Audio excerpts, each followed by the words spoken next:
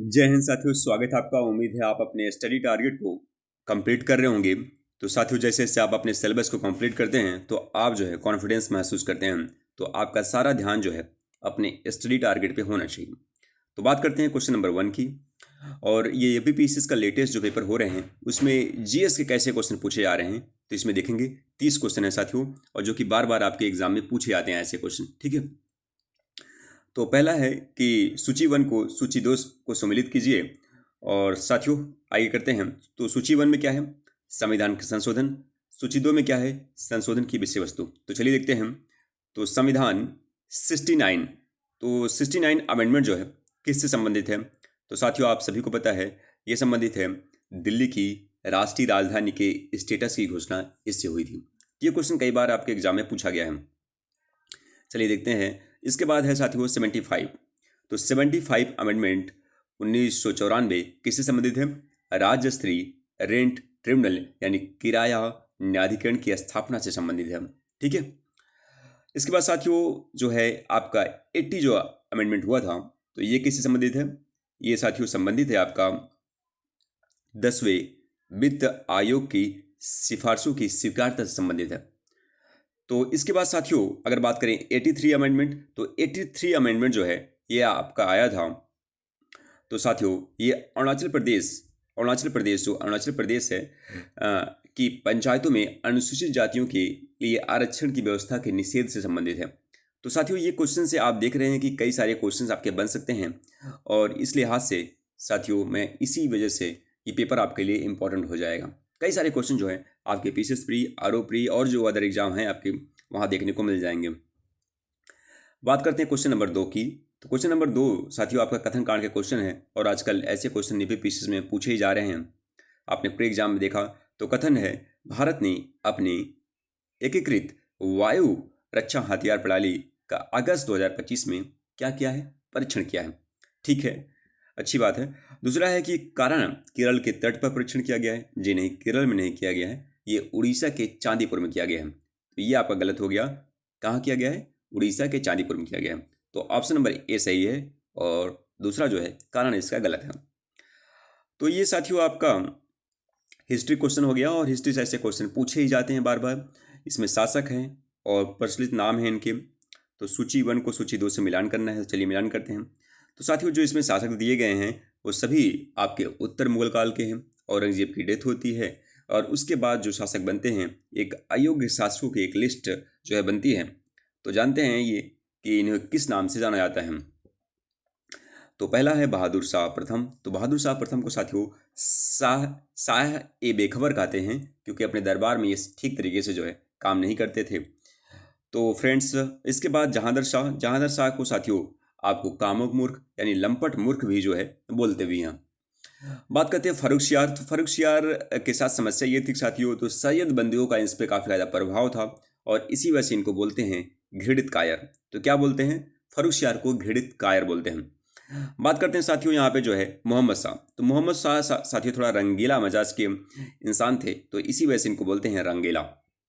तो ठीक है, तो बहादुर शाह प्रथम को साहिब खबर, जहांदर शाह को लंपट मूर्ख, फारूक को घेड़ित कायर, और मोहम्मद शाह को रंगीला। याद रखिएगा, आगे किसी भी एग्जाम में पूछा जाएगा तो आपका सही हो जाएगा। बात करते हैं साथियों क्वेश्चन नंबर 4। राष्ट्रीय परिवार स्वास्थ्य सर्वेक्षण 2005 के अनुसार निम्नलिखित राज्यों में से किस राज्य में टीएफआर सर्वाधिक है? तो सर्वेक्षण 5 है, ठीक है, के अनुसार। तो नेशनल फैमिली हेल्थ सर्वे जो है 5 है, उसके अनुसार टीएफआर पूछ रहा है। तो टीएफआर क्या है? टोटल फर्टिलिटी रेट जो है, मतलब एक महिला जो है जीवन काल में औसत जो है कितने बच्चों को जो है जन्म देती है उसके बारे में है, ये होता है। तो सबसे अभी इंडिया में क्या है टीएफआर? तो इंडिया में साथियों इस समय जो है 2.0 जो के समथिंग है, और अगर बात करें बिहार में तो सबसे जो अधिक है तो वो है 3.0, और उत्तर प्रदेश की बात करें तो 2.4 के समथिंग है। ठीक है, तो ये भी आप ध्यान में रखिएगा। तो चलिए आगे बढ़ते हैं। तो ये साथियों आपका ज्योग्राफी से क्वेश्चन है, और ज्योग्राफी से जो क्वेश्चन है इसको थोड़ा ध्यान रखिएगा। जकोटा जकोटा त्रिभुज के अंतर्गत कौन से देश सम्मिलित है? तो जकोटा मतलब होता है, तो ये आप इंग्लिश से आप देखिएगा जकोटा, जे ए जापान हो गया। तो आप ऑप्शन देख के ही मार देंगे, जापान वैसे सभी ऑप्शन में है। के जो है कोरिया, तो कोरिया थोड़ा सा कन्फ्यूजन स्थिति रहेगी। लेकिन साथियों यहाँ पे जो है TA, तो थोड़ा सा आपको जो है कन्फ्यूजन स्थिति खासकर इस ऑप्शन 2 ऑप्शन में होगा। तो जापान, दक्षिण कोरिया और क्या हो जाएगा, हो जाएगा ताइवान। ठीक है, तो ऑप्शन नंबर C हो जाएगा। पुस्तक और उनके इतिहासकार, आजकल ऐसे क्वेश्चन जो है बहुत ज़्यादा पूछे जा रहे हैं। सूची 1 को सूची 2 से मिलान करना है, लेकिन इंडिया टुडे बड़ा ही कई बार ये पूछा गया है। तो इसके कौन है, रजनी पालमे दत्त। ठीक है, इसके बाद साथियों मॉडर्न इंडिया, सुमित सरकार, बहुत ही फेमस बुक है ये। बात कर रहे हैं Oxford History of India, Percival Spear, पिछले आपके PYQ में ये क्वेश्चन पूछा गया है। इसके बाद बात करते हैं आपके social background of Indian nationalism, तो AR देसाई के जो है ये किताब है। ठीक है, तो फ्रेंड्स, और यहाँ पे आप ऑप्शन से भी जो है एलिमिनेट कर सकते थे। अगर D का 4 आपको पता है तो आपको पता है कि ये 2 ऑप्शन अपने आप एलिमिनेट हो जाएगा। और इसके बाद साथियों C का 3 आपको पता है, तो आप जो है आसानी से आंसर लगा सकते थे। आगे बढ़ते हैं और बात करते हैं यहाँ पे क्वेश्चन नंबर 7 की। क्वेश्चन नंबर 7 साथियों ये संस्थान दिया है और इसके जो है शुभारंभ की बात हो रही है कि कब इसका उद्घाटन हुआ था। तो पहला है राष्ट्रीय पांडुलिपि मिशन। तो साथियों राष्ट्रीय पांडुलिपि मिशन कब बना था, यह बना था आपका 2003 में। स्मारक और पुरातन वस्तुओं पर जो राष्ट्रीय मिशन कब हुआ था, तो ये बना था आपका 2007 में। इंदिरा गांधी राष्ट्रीय कला केंद्र जो है कब उद्घाटन किया गया था, 1985 में। और आधुनिक कला में जो है राष्ट्रीय गैलरी जो कब हुआ था, 1954 में। तो जैसे ही आप जो है T का 1 करेंगे, तो D का 1 जैसे ही करेंगे तो साथियों ये आपके जो है ऑप्शन जो है ये और ये कट जाएगा। और फिर इसके बाद साथियों अगर आप जो है C का 2 करेंगे, तो C के 2 से आपको एक और, क्योंकि देखिए इसमें फंसा के रखा हुआ है, इसमें भी, तो थोड़ा सा आपको यहाँ पे 3 ऑप्शन को जो है पता होना चाहिए। तो यहाँ पे A का 4, तो A का 4 करेंगे तब जाके जो है आपका आंसर आएगा। तो आजकल आयोग में जो है मैचिंग क्वेश्चन में कभी कभी जो है आपको 3 ऑप्शन पता होता है, 3 जो है मैचिंग कराने वाला पता होता है, तभी जो है आप आंसर तक जो है पहुँचते हैं। ये साथियों मैथ का क्वेश्चन है। एक बिजली का खंभा जिसकी ऊंचाई 16 मीटर है और 12 मीटर लंबी छाया देता है। ठीक है, समान परिस्थितियों में एक पेड़ जो 15 मीटर लंबी छाया देता है, तो उसकी ऊंचाई, तो समान परिस्थितियों में। ठीक है, तो यहाँ पे थोड़ा सा हम लगा लेते हैं 16/12 और समान परिस्थितियाँ हैं, और H अपन कितना हो जाएगा 15। तो इसको आप गुणा कर दीजिए और इसके बाद 16 × 15/12 कर देंगे, आंसर आपका आ जाएगा। ठीक है, बहुत ही आसान क्वेश्चन है। CSET में ऐसे क्वेश्चन पूछे जाते हैं। किस राज्य की विधानसभा प्रथम बार ऐसी विधानसभा बनी जिसमें अनुवादक की सुविधा है, यानी ट्रांसलेटर, मतलब अब कोई किसी भी लैंग्वेज में बात करता है विधानसभा में तो उसको कैसे ट्रांसलेट किया जाए जिससे, तो वो साथियों उत्तर प्रदेश में है। ठीक है, तो ये भी आपका मैथ का क्वेश्चन है और इस टाइप क्वेश्चन आपको CSET में देखने को मिलते हैं। एक वृत्त का क्षेत्रफल जो है 314 सेंटीमीटर स्क्वायर है। इसका परिमाप पूछा जा रहा है और पाई का मान भी दिया गया है। तो वृत्त का क्षेत्रफल के लिए फार्मूला क्या होता है, πr² होता है। परिमाप का क्या होता है, 2πr होता है। बस इसी में आपको जो है पुट करना है और कुछ करना ही नहीं। पहले साथियों आपको r का मान जो है ज्ञात करना पड़ेगा। r का मान आपको ज्ञात करना पड़ेगा।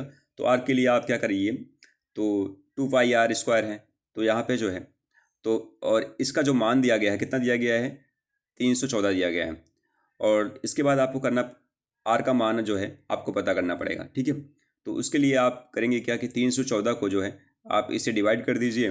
तो r डिवाइड करेंगे तो सीधा आपको मिलेगा जो है r² 100। तो r का मान मिल जाएगा आपको 10। ठीक है, r का मान जो है मिल जाएगा 10। ठीक है, और जब जैसे ही आप इसमें पुट करेंगे तो आपका आंसर आ जाएगा 61.8 सेंटीमीटर स्क्वायर। ठीक है, मुझे लगता है कि आप फार्मूले से इसको जो है डायरेक्ट कर सकते हैं। अब बात करते हैं यहाँ पे क्वेश्चन नंबर 11 की।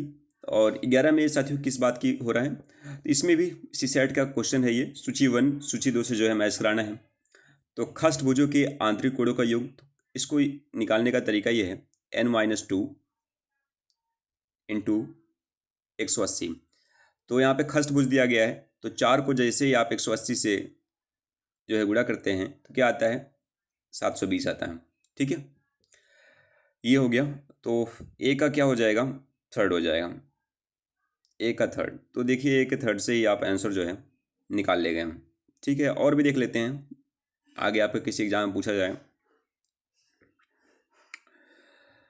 तो साथियों ये है, एक सम चतुर्भुज के विकर्ण कैसे होते हैं, 90 अंश पर एक दूसरे को द्विविभाजित करते हैं। ठीक है, तो ये इसका हो गया। चक्रीय चतुर्भुज के विपरीत कोण क्या होता है, संपूरक होता है। अष्टभुजों की विकर्णों की अधिकतम संख्या, तो इसको निकालने का तरीका है n-3/2। अष्टभुज पूछा है तो n का मान क्या हो गया, 8 हो गया। 8 n-3 यानी 8 में से 3 घटाएंगे तो 5 हो जाएगा, और 5 को 2 से डिवाइड करेंगे तो आ जाएगा 8 5 40, और 2 डिवाइड करेंगे तो 20 आ जाएगा। तो ये हो जाएगा 2। ठीक है, तो साथियों वैसे आपको निकालना है, और आपको पता ही चल गया, ऑप्शन नंबर सी सही है। तो आपको सीखना पड़ेगा क्या कैसी चीज़ें होती हैं। 2025 के प्रयागराज महाकुंभ में कितने लोगों ने स्नान किया, तो क्वेश्चन आपने इसके बारे में पेपर में देखा भी होगा, साफ साफ लिखा था 66 करोड़, लगभग 66 करोड़, क्योंकि इसमें करेक्ट डाटा तो पता नहीं चल सकता। तो ये साथियों पॉलिटिक क्वेश्चन है, बड़ा ही आसान क्वेश्चन है। निम्नलिखित में से कौन सी भारतीय संसद की संप्रभुता पर सीमाएं हैं, मतलब संसद इतना भी ज़्यादा शक्तिशाली ना हो जाए कि कुछ भी जो है कानून बनाए, वही बात हो रही है इसमें। तो मौलिक अधिकार, जो नागरिकों को जो मौलिक अधिकार दिया गया है, तो संसद ऐसा कोई बिल या ऐसा कोई कानून नहीं बनाएगा कि नागरिकों के अधिकारों को छीना जाए। ठीक है, तो ये जो है बड़ा इंपॉर्टेंट है, क्योंकि अगर मौलिक अधिकार संसद छीनने का प्रयास करता है तो नागरिक के पास है जो है आर्टिकल 32 जो कि है गार्डियन ऑफ फंडामेंटल राइट्स। ठीक है, इसके तहत सुप्रीम कोर्ट जा सकता है। ठीक है, तो ये जो है सीमाएं हैं। दूसरा है न्यायिक समीक्षा, कि अगर संसद जो है कोई ऐसा कानून पास करता है जिसकी वो जो संविधान के जो है असंगत है और असंवैधानिक है, तो साथियों सुप्रीम कोर्ट जो है उस कानून को जो है रद्द कर सकता है। संघीय शासन, केंद्र और राज्य के का जो अलग अलग शासन है उनकी अलग अलग शक्तियाँ हैं, बहुत ज़्यादा हस्तक्षेप जो है केंद्र नहीं कर सकता। बात करते हैं यहाँ पे लिखित संविधान, तो एक लिखित संविधान है भारत का, और इसी वजह साथियों संसद की भी कुछ सीमाएं हैं। ठीक है, तो ये जो है चारों ऑप्शन आपके सेट बैठते हैं। तो बात करते हैं, ये भी पॉलिटी का क्वेश्चन है और बड़ा ही अच्छा क्वेश्चन है, और कई बार आपके पीसीएस में एग्जाम में ये पूछा ही गया है। तो यहाँ पे आपको मैच कराना है, निम्नलिखित घटनाओं पर विचार कीजिए, इन्हें सही काल अनुक्रम में जो है व्यवस्थित करना है। तो पहला है मिनर्वा मिल्स बनाम भारत संघ केस, तो इसको पता है कि आपको कब आया था, 1980 में आया था। 1980 में एसपी गुप्ता बनाम भारत संघ केस कब हुआ था, 81 में हुआ था। गोलकनाथ बनाम पंजाब केस कब हुआ था, 67 में हुआ था।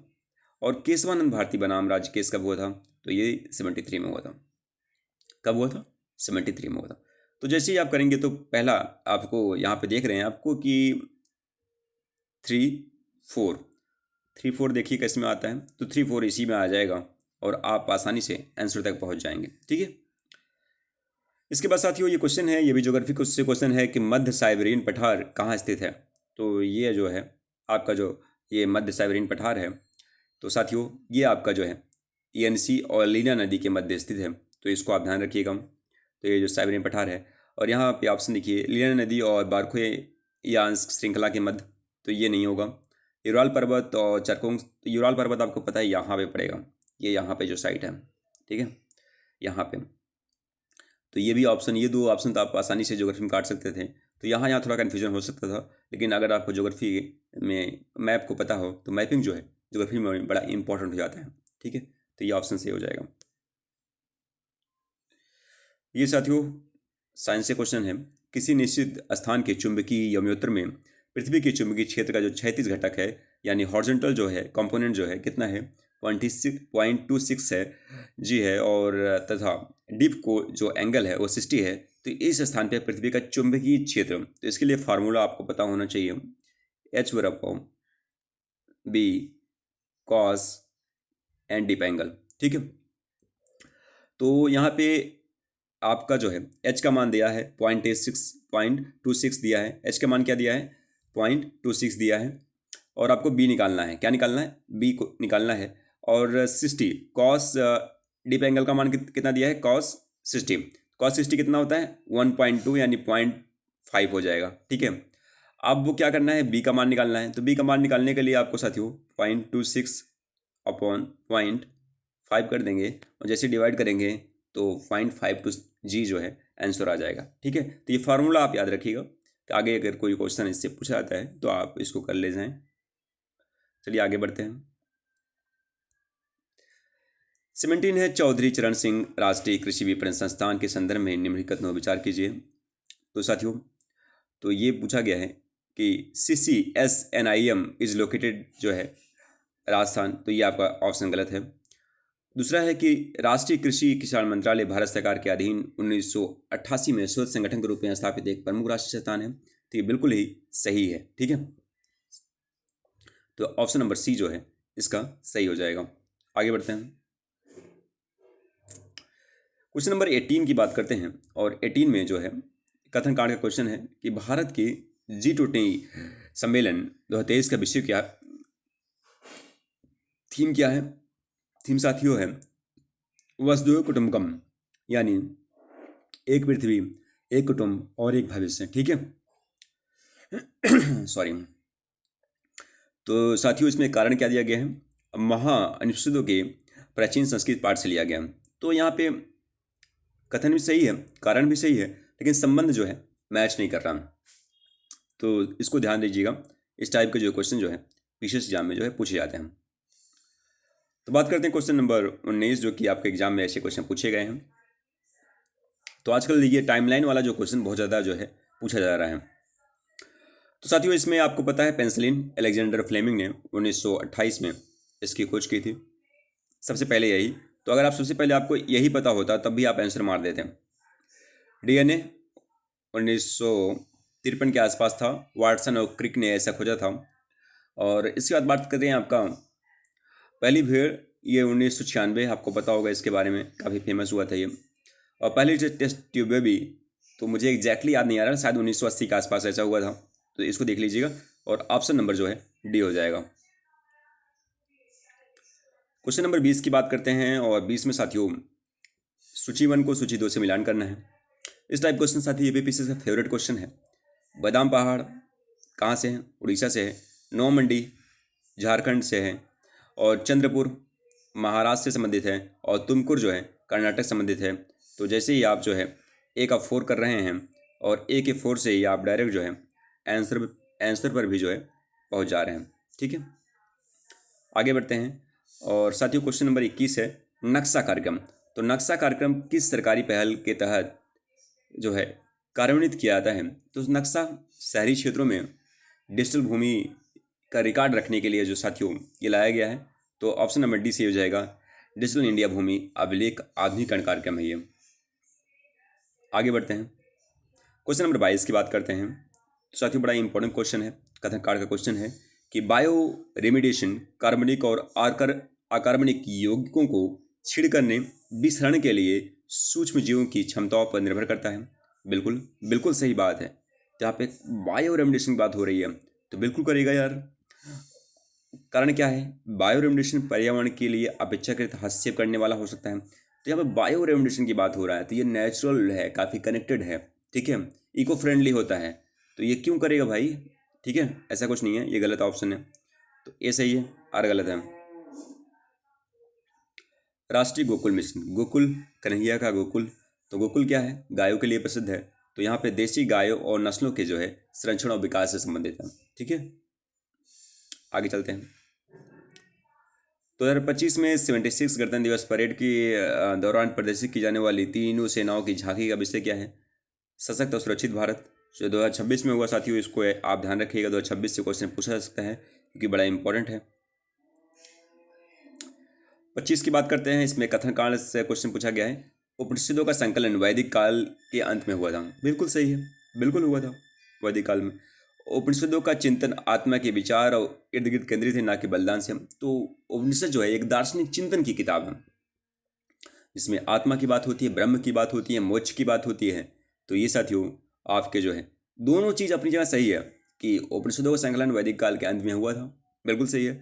उपनिषदों का चिंतन आत्मा के विचार से केंद्रित न कि बलिदान से, ये भी सही है। लेकिन दोनों का संबंध जो है मैच नहीं कर रहा है। ठीक है, तो इसी वजह से ऑप्शन नंबर ए जो है सही हो जाएगा। तो यहाँ पे साथियों सूती वस्त्र जो भारत में किन राज्यों में सूती वस्त्र यानी कॉटन टेक्सटाइल इंडस्ट्री जो है वो लोकेटेड है, एस्टेब्लिश है, इसके बारे में बात हो रही है। और यहाँ क्वेश्चन दिया है कहाँ नहीं स्थापित नहीं किया गया है, तो नॉट जो है याद रखिएगा। जम्मू कश्मीर बर्फीला इलाका है तो वहाँ कहाँ फैक्ट्री होगा। गोवा समुद्री क्षेत्र है, वहाँ कहाँ फैक्ट्री होगा। अरुणाचल प्रदेश सॉरी साथियों वहाँ पे जानते हैं कि काफ़ी पथरीला इलाका है। पंजाब लुधियाना और अमृतसर फैक्ट्री हैं सूती वस्त्र की, कॉटन इंडस्ट्री की। तो साथियों ये 3 ऑप्शन जो है गलत हो जाएंगे, तो इसको आप ध्यान रखिएगा, केवल पंजाब में जो है होता है। हिस्ट्री क्वेश्चन है आईने दसाला बंदोबस्त कब लागू हुआ था। तो आईने दसाला यानी 10 साल के अंदर जो राजस्व की जो है बंदोबस्त की जो व्यवस्था है, ये साथियों आपके अकबर के कार्यकाल में राजा टोडरमल ने जो है लाया था। तो टोडरमल से ने इस बंदोबस्त को लाया था। आईने जो है 10 साल पद्धति और 1580 में। अमृतकाल आजकल देख रहे हैं, अमृतकाल की चर्चा बहुत ज़्यादा हो रही है। तो अमृतकाल 2047 को हम लोग साथियों अमृतकाल बोल रहे हैं, देख लीजिएगा आप लोग भी, ठीक है क्या होने वाला है। तो साथियों इसमें बात हो रही है इसका उद्देश्य क्या है। इसका उद्देश्य युवाओं पर ध्यान केंद्रित करते हुए नागरिकों को अवसर प्रदान करना। बिल्कुल अमृतकाल है, विजन है, तो अमृतकाल तो इसमें होगा ही होगा। इसका उद्देश्य मजबूत और स्थिर व्यापक आर्थिक वातावरण तय करना। तो स्टेबल इकोनॉमी सभी देश चाहते हैं, तो इसमें दोनों सही हो जाएगा। आसान क्वेश्चन है, सिंपल लॉजिक का क्वेश्चन है, ये बड़ा अच्छा क्वेश्चन है। मधुमक्खी का नृत्य स्वरूप जो भोजन खोजने और संचार के लिए उपयोगी होता है, पूछ हिलाने वाला, पंख फड़फड़ाने वाला। तो साथियों इसमें क्या होता है मैं बताता हूँ। गोल और पूछ हिलाने वाला नृत्य। तो गोल में क्या होता है कि आपका भोजन जो है वो पास में है, इसका संकेत दे रहा है। मधुमक्खी का जो नृत्य कर रहा है, अगर गोल कर रहा है तो मतलब भोजन उसका पास में है, और पूछ हिलाने वाला नृत्य कर रहा है मतलब भोजन उसका थोड़ा दूर है। तो ये थोड़ा सा आप ध्यान रखिएगा।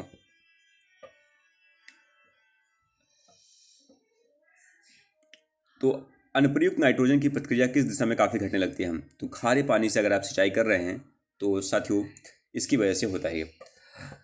तो फ्रेंड्स ये क्वेश्चन जो है 30 क्वेश्चन बड़ा ही इंपॉर्टेंट है, आपके आगे की परीक्षाओं में पूछे जा सकते हैं। तो इस वीडियो को जो है 1-2 बार आप देख लीजिएगा कि आगे अगर एग्जाम में क्वेश्चन पूछे जाएँ तो आपके जो है वो क्वेश्चन सही हो जाएँ। बाकी लगातार आप पढ़ते रहिएगा, क्योंकि आपके हाथ में आपके सिलेबस को कंप्लीट करना ही है, ठीक है। And thank you so much साथियों, मिलते हैं नेक्स्ट वीडियो में।